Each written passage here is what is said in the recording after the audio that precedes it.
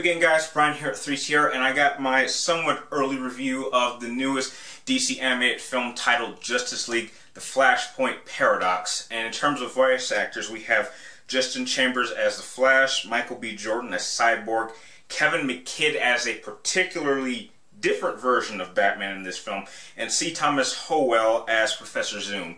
Now, apparently this storyline was taken or adapted from a comic book storyline, which escapes me at the moment. I'm sorry. If you guys know, please type it in the comments down below.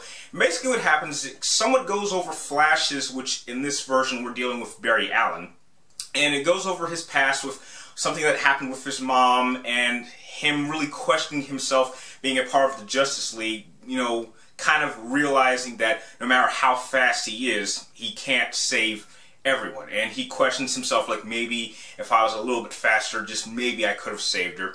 Well, one day Barry Allen's just running, just trying to get his thoughts out one day, and the next day he wakes up and realizes that everything in the world has changed. There is no Justice League. He is no longer known as the Flash, and there's this impending war between Wonder Woman's Amazonians and Aquaman's Atlanteans, which apparently is going to bring about the complete end of the world, and Flash has to figure out exactly how the timeline was changed and what he needs to do in order to get back. And over the course of this movie, he's going to be teaming up with certain members of the Justice League who may not exactly be versions that he has come to know, but will have to unite and bring what forces he can, both good and evil, in order to save time and space and save the world and get back to his own time.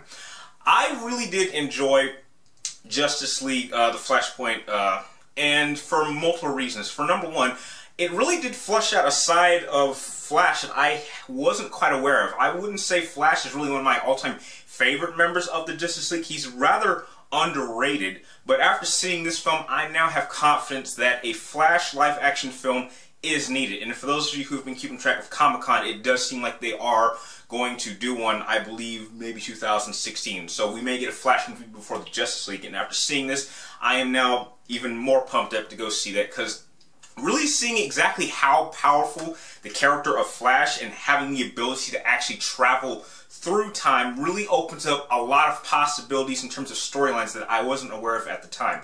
The voice acting across the board is great, and I also would like to mention that Kevin Conroy is in this movie playing another version of Batman, and so is Sam Daly as a version of Superman. The pacing is rather good. It does keep its standard length in terms of DC animated films, so it does stay pretty traditional. And another thing that really stood out for this film is quite graphic. I mean, there is mutilation, there's a lot more blood in this DC film than I thought they were going to do. So if you actually have kids, I would really caution you to showing your kids this, because you are going to see a lot of really viable characters, and characters that even I was shocked to see get killed in very brutal ways. I mean, there's this final battle at the end, and this is a small spoiler, where you're seeing every character in one place in this giant climactic battle, and you're just seeing multiple ones just killed in terrible ways. And it's as a DC fan and as a big fan of a lot of these superheroes, it's pretty emotional. Now, if I had any real legitimate problem with this movie, it was I didn't like how they used certain characters in this alternate timeline. And what I mean by that is there's a lot of really major players in the DC universe that are actually used in this film, but they're hardly there, and they seem like extended cameos. Now, this is going to be a small little spoiler, but we all know how big the characters of Lex Luthor and Superman are in the overall DC universe, but they really don't have much time. Lex Luthor is maybe in this movie, maybe no more than 5 minutes, and the same can be said with Superman. I would say he has, or this new alternate version of Superman has maybe 10 minutes of screen time. Like when you first see him, he looks kind of creepy looking, and he does something, and then he goes away, and then near the end of the film he comes back, does something, and then the movie's over. I'm like, okay, if you're going to spend this much time building up characters like Cyborg and this new Batman, and especially surrounding this storyline around Flash, I would like you to see flesh out Superman a bit more, especially since they spend so much time of this animated film talking about just how important Superman is in this world. And I just didn't like, and they do this with a number of other characters. So if they just added more screen time to make his presence more relevant, then this really would have been a much better animated film.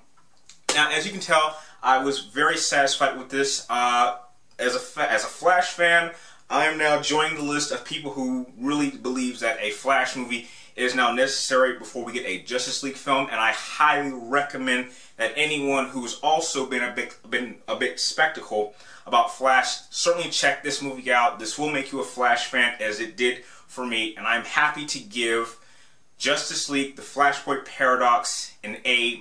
Just definitely check it out when it comes out, probably in a couple of weeks or so. If you like this movie review, please like, comment down below, and please subscribe to track me my future movie and video game reviews. And like always, thank you guys for watching, and I'll see you next time.